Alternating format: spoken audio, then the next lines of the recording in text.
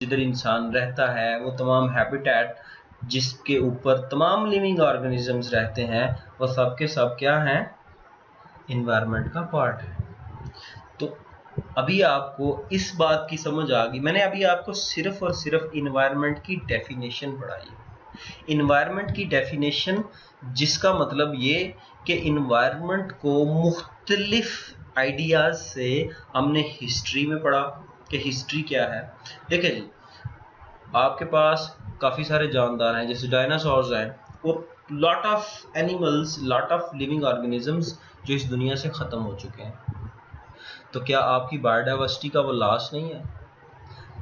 इन losses से जब हम साइंटिस्ट सोसाइटीज बैठती हैं तो वो कुछ डिस्कशंस करती हैं जिससे इश्यूज को सामने रख के बात की जाती है, तो फिर जाके वो सॉल्यूशंस पे बात होती है, फिर एक डिसिप्लिन बनता है। तो ये इसकी पैदावार है।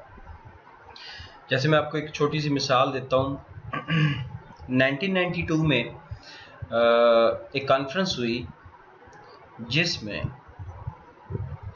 पूरी दुनिया के तमाम पॉलिटिकल पार्टीज, पॉलिटिकल लीडर्स को एक प्लेटफॉर्म पे बिठाया गया और उन्हें ये बताया गया कि आज के दौर का अलमिया ओजोन डिप्लीशन।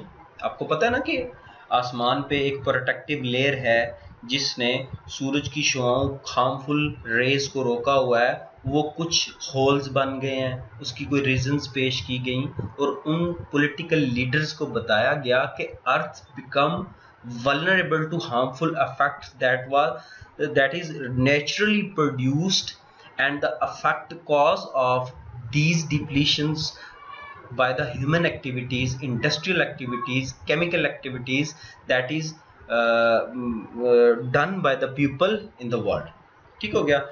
तो उन साइंटिफिक सोसाइटीज़ ने ये कोई उस कॉन्फ्रेंस को ख़त्म नहीं किया गया।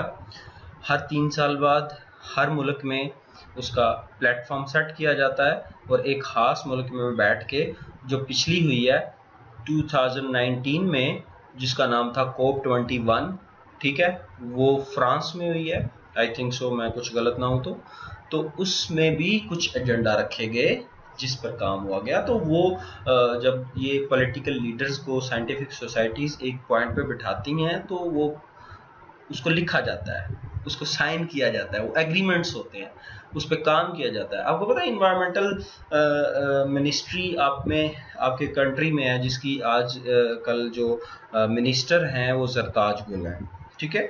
तो ये मिनिस्ट्री को आपको पता है इंटरनेशनली फंड्स मिलते हैं, बिलियंस में ये फंड्स मिलते हैं तमाम मुल्कों को, ताकि वो सस्टेनेबल डेवलपमेंट की तरफ जाएं, रिसोर्स डिप्लीशन से बचें और ऐसी रीन्यूएबल टेक्नोलॉजीज़ की तरफ जाएं, मॉडर्न टेक्नोलॉजीज़ की तरफ जाएं जिसकी यील्ड ज़्यादा हो, उसके रिसोर्सेज कम लगें और उसकी जो आउटपुट है वो ज़्यादा हो, इनपुट कम आए और पोल्यूशन मत फैले। तो पोल्यूशन से बचने के लिए जितने भी सेक्टर्स में जो टेक्नोलॉजी, जो कंसेप्ट, जो साइंटिफिक प्रिंसिपल्स यूज होते हैं, वो इन्वायरमेंटल साइंस प्रोवाइड करती है, ठीक है। तो इन्वायरमेंटल साइंस का इंट्रोडक्शन जो है वो तो बहुत छोटा सा है, लेकिन इसको जब एक्सप्लेन करते हैं तो इसकी जो लेयर्स हैं वो बहुत सारे सेक्टर्स पर फैली हुई हैं, इसलिए इसको इनिशियली समझाने के लिए एक पूरी डोमेन को बताना ज़रूरी था। चलें जी, कुछ छोटी मोटी और 2-3 चीज़ें देख लेते हैं, फिर इसको वाइंड अप करते हैं। तो इंशाल्लाह अगले नेक्स्ट लेक्चर में जो है इसको मज़ीद देखते रहेंगे। सबसे पहली बात, जो इन्वायरमेंटल की टोटल सराउंडिंग्स हैं उसके बारे में मैं आपको बता चुका हूँ। ये भी स्लाइड आपके सामने है जिसमें living things, non living things और बिल्ट इन्वायरमेंट। बिल्ट इन्वायरमेंट जो हम खुद बनाते हैं, जिसमें हम रहते हैं, ह्यूमन क्रिएटेड लिविंग सेंटर्स जो होते हैं, और सोशल रिलेशनशिप, ये हमारा कल्चर, जिस तरह से हमारा रहन सहन है, ये भी इन्वायरमेंट का हिस्सा है। हम हमारे रहने की जो देखे ना, कुछ तहजीबें होती हैं वो वेल प्लान्ड होती हैं, कुछ पाकिस्तान की ऐसी तहजीबें भी हैं जिनको इन्वायरमेंटल साइंसेज या फिर सोशल स्ट्रक्चर जो कि बहुत ही मॉडर्न है उसके अकॉर्डिंगली है ही नहीं है। तो ये भी इन्वायरमेंट का हिस्सा है जिसको हम सोशल रिलेशनशिप एंड इंस्टीट्यूशंस बोलेंगे। Human existence with in the environment, उसके बाद humans and the world around us, ये मैंने आपको बता दिया है इन स्लाइड्स से। देखिए ये आपके पास natural resource vital to human survival. अब देखें आपके पास ये लेफ्ट, एक्सट्रीम लेफ्ट पे देखें आप, एक ओशन है, ओशन के साथ कोस्टल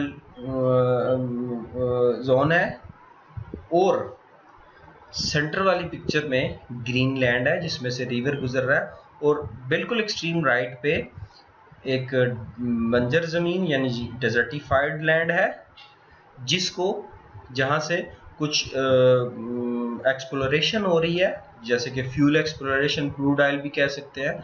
तो अब रीन्यूएबल नेचुरल रिसोर्सेज और नॉन रीन्यूएबल नेचुरल रिसोर्सेज का ये ग्राफ बना दिया है।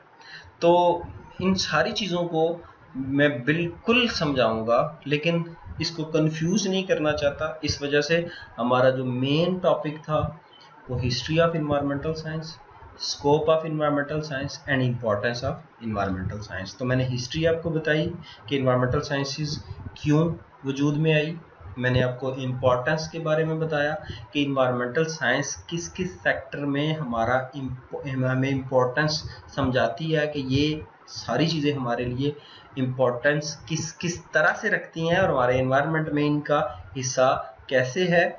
और इसके अलावा आपको मैंने स्कोप के बारे में बताया।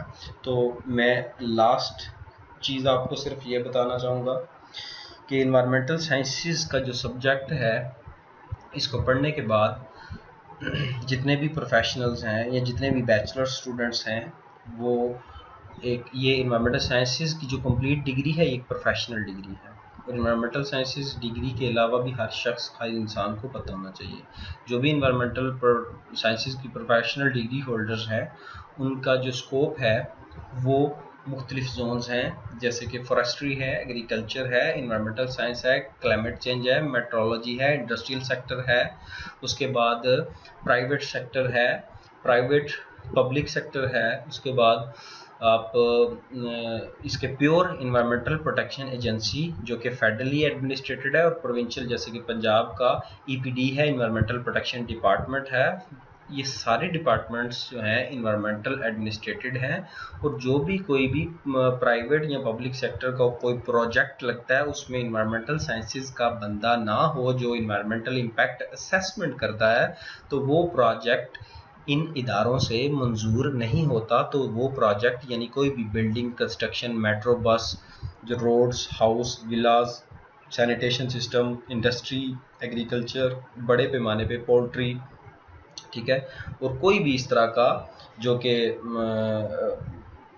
एक बहुत मेगा प्रोजेक्ट हो, वो इन्वायरमेंटल असेसमेंट के माहौल यानी इन्वायरमेंट की प्रोटेक्शन का जो एक पूरा स्ट्रक्चर है, उसको देखे बगैर, उसको समझे बगैर नॉट ऑब्जेक्शन सर्टिफिकेट इदारे नहीं देते और वो प्रोजेक्ट नहीं लग सकता। इंडस्ट्री को पूछने वाला जो इदारा है कि तुम पोल्यूशन फैला रहे हो, वो इन्वायरमेंटल साइंसेस का है, जिसको इन्वायरमेंटल प्रोटेक्शन डिपार्टमेंट कहते हैं, जो प्रोविंस यानी सूबों में भी मौजूद होता है और हर डिस्ट्रिक्ट लेवल पर भी मौजूद होता है। तो मेरे ख्याल से मेरी पूरी कोशिश जो इन्वायरमेंटल साइंसेस की आपको समझाने की थी, वो मैं आपको समझा चुका हूँ। तो मुख्तलिफ़ किस्म के साइंटिस्ट ने इन्वायरमेंटल साइंसेस के बारे में किस तरह से अपने व्यूज़ दिए। Thomas Malthus and human population यानी पॉपुलेशन को मद्देनज़र रखते हुए 18th सेंचुरी में लंदन, इंग्लैंड, यूके के साइंटिस्ट जिन्होंने इस बारे में बहुत सारी थ्योरीज पेश की, ठीक है। इनका मानना था कि पॉपुलेशन ग्रोथ बढ़ रही है, इसकी फूड प्रोडक्शन को वो आउटस्ट्रिप कर रही है, भूख बढ़ सकती है, जंग बढ़ सकती है, बीमारियां आ सकती हैं, पॉपुलेशन को कंट्रोल करना चाहिए। ये भी उनकी इन्वायरमेंटल प्रिकॉशंस थी, इन्वायरमेंटल साइंसेस की बुनियाद इन्हीं लोगों ने रखी। ये थ्योरीज गलत भी हो सकती हैं, ठीक भी हो सकती हैं, अपनी अपनी आइडियोलॉजीज़ के साथ, लेकिन ये वो लोग हैं जिन्होंने इस डिसिप्लिन की, इस सब्जेक्ट की बुनियाद रखी। उसके बाद इकोलॉजिकल फुटप्रिंट, ये देखें, इंसान जिस जगह पे रहता है, जो सोसाइटीज़ जिस जगह पे रहती हैं, वहाँ पर जो भी कंजम्पशन करती हैं, जो भी आप यूज़ करते हो, एक इंसान, आप एक पर्सन के तौर पे खुद को देखें, आपने एक दिन में कितने टिश्यूज़ यूज़ किए, कितना फूड खाया, क्या क्लॉथ्स यूज़ किए, आपने डिटर्जेंट्स यूज़ किए, आपने ऑयल्स यूज़ किया, आपने परफ्यूम्स यूज़ किए, एरोसोल्स यूज़ किए, आपने क्लॉथ्स यूज़ किए, डिटर्जेंट्स यूज़ किए, ठीक है, शैम्पू यूज़ किया, एसिड्स यूज़ किए, लॉट ऑफ थिंग्स आपने यूज़ किए हैं। वो एक बंदे ने एक दिन में क्या कंज्यूम किया, क्या पोल्यूट किया, कितना इन्वायरमेंट से लिया, क्या इन्वायरमेंट को दिया, ये आपके फुटप्रिंट्स हैं। इनको समझने के लिए कि क्या आप इन्वायरमेंट को लॉस कर रहे हैं, क्या आप इन्वायरमेंट को बेनिफिट कर रहे हैं, ये इन्वायरमेंटल साइंस हमें सिखाती है। Thank you so much. I hope कि आपने मेरा पॉइंट, जो कि इन्वायरमेंटल साइंस की हिस्ट्री, इम्पोर्टेंस और scope, just history, importance and scope and definition, इसके बारे में जो मैंने आपको बताया, आपने बखूबी तौर पे समझा होगा। और उम्मीद करता हूँ कि नेक्स्ट जो मैं खुद स्लाइड्स प्रिपेयर करूँगा और topic wise step by step spontaneously समझेंगे तो और भी इंशाल्लाह बेहतरी आएगी। Thank you so much. अल्लाह हाफिज़।